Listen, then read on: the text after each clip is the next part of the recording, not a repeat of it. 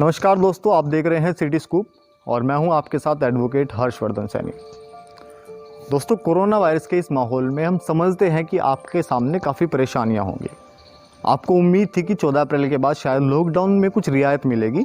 अभी तक ऐसा कोई प्रभावी आदेश नहीं आए हैं कि आपको बहुत ज़्यादा रियायत मिले। इसी माहौल में कुछ चीज़ें ऐसी भी हैं जो आप नहीं समझ पा रहे हैं। एक बहुत बड़ी खबर आज सामने आई, लगभग सुबह हमारे पास 10:30-11 बजे के आसपास। ये खबर है इकबालपुर की। इसमें एक पति पत्नी ने सुसाइड किया है।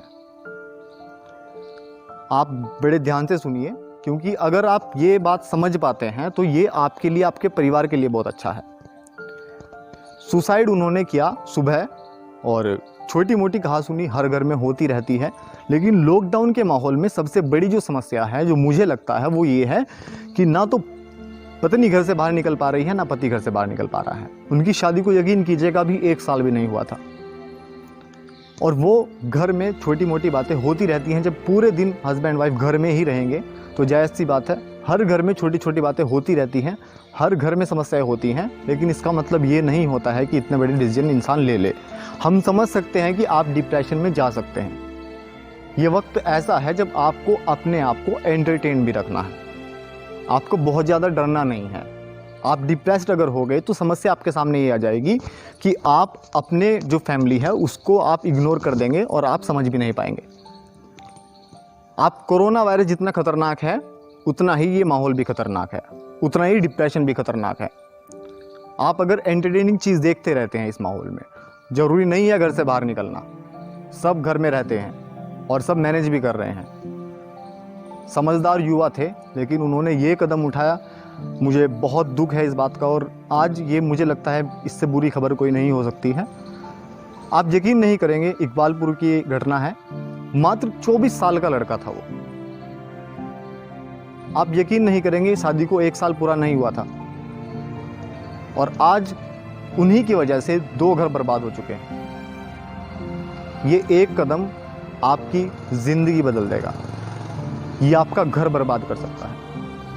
मैं हाथ जोड़कर आपसे निवेदन करता हूँ, आप गाइडलाइंस का बिल्कुल ध्यान दें, पालन करें, लेकिन डिप्रेशन में बिल्कुल आप कोशिश कीजिए अपने आप को एंटरटेनिंग रखने की। तमाम समाज सेवी हमारे लिए काम कर रहे हैं। आपको भरोसा है हमारे प्रधानमंत्री पर, भरोसा है पुलिसकर्मियों पर, भरोसा है हम पर, और भरोसा है प्रशासनिक अधिकारियों पर।